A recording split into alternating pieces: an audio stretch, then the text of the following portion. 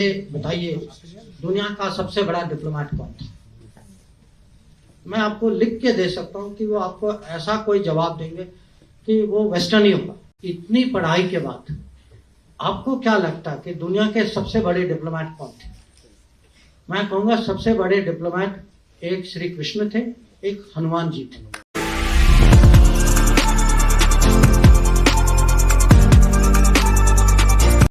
आप मुझे बताइए दुनिया का सबसे बड़ा डिप्लोमेट कौन था। मैं आपको लिख के दे सकता हूँ कि वो आपको ऐसा कोई जवाब देंगे कि वो वेस्टर्न ही होगा। कहेंगे मेटरनिक सबसे बड़ा दुनिया। अगर मैं उनको कहूँ कि आप मुझे बताइए कोई डिप्लोमेसी पे सबसे अच्छी किताब क्या, तो कहेंगे वो मैकियावेली है, वो हैरल्ड निकलसन है, वो अर्नेस्ट साटो है।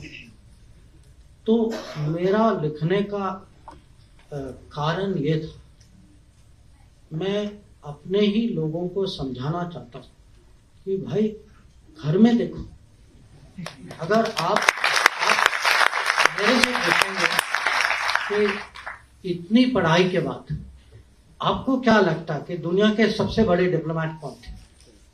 मैं कहूंगा सबसे बड़े डिप्लोमेट एक श्री कृष्ण थे, एक हनुमान जी थे। सीरियस उत्तर दे रहा हूं मैं कि अगर आप उनको कूटनीति के परिप्रेक्ष्य से देखें कि किस सिचुएशन में थे, उनको मिशन क्या दिया गया था, किस तरीके से उन्होंने हैंडल किया था। और हनुमान जी ने तो माने उसके साथ इतना इंटेलिजेंस भी और मिशन के आगे भी बढ़ गए थे। उन्होंने सीता को वो कांटेक्ट भी किया था, पूरी लंका की खबर ली, लंका को जला भी दिया उसके बाद। माने कैसे डिप्लोमेट माने ऑल पर्पस मल्टीपर्पज डिप्लोमेट। तो अगर आज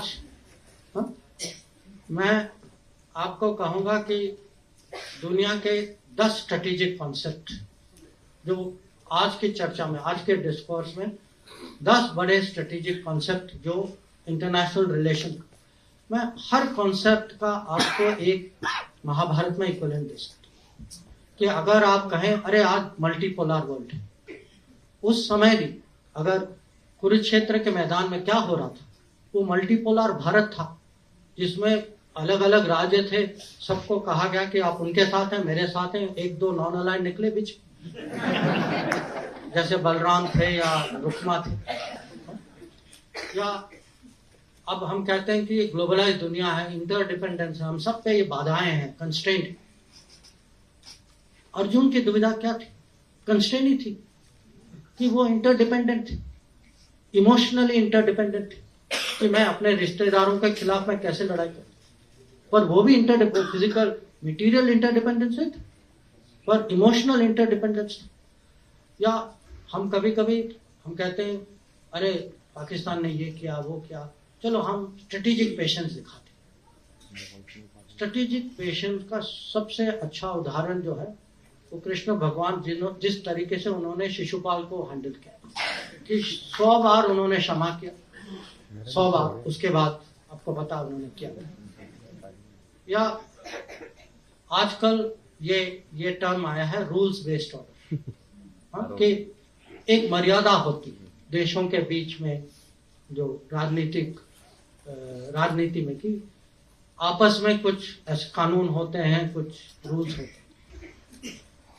महाभारत की कहानी क्या है कि जो रूल्स का उल्लंघन करते हैं, जैसे कर्ण या दुर्योधन, वो अपने आखिरी समय में खुद उनको अचानक रूल्स याद आ जाती है कि वो कहते हैं भाई ये नहीं करो क्योंकि ये रूल के मुताबिक, और पूरी जिंदगी जो है उन्होंने उसी रूल्स का उन्होंने पालन नहीं किया। तो ऐसे बहुत सारी चीज है। आज हम कभी कभी आपस में हमारी डिबेट होती है कि हमारे खिलाफ हमसे बड़ा देश।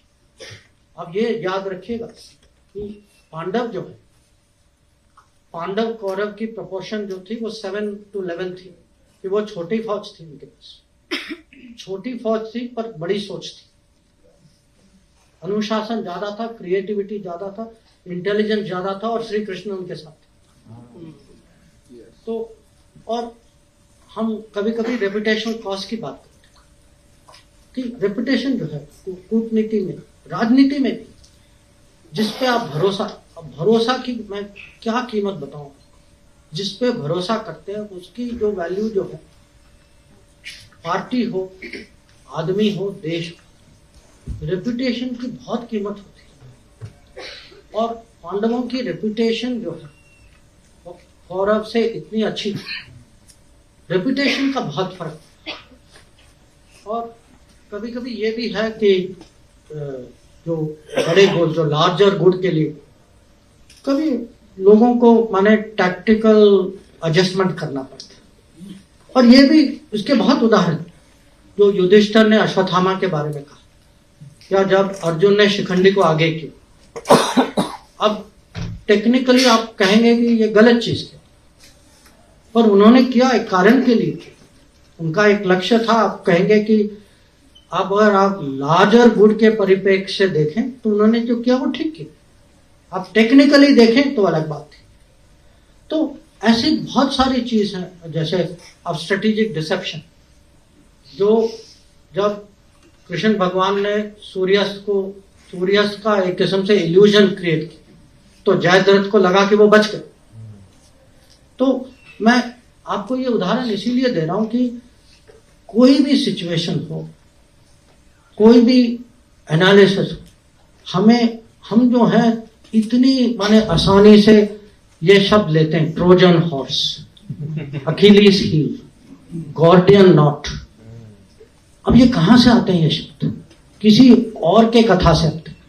अब मुझे उससे कोई दुश्मनी नहीं है, मैं भी वही कथा पढ़ता हूं, मुझे भी उसमें रुचि है, पर मैं हमारे देशवासियों को समझाना चाहता हूं कि भाई आप अपने बारे में भी पढ़िए, इसका भी महत्व समझिए।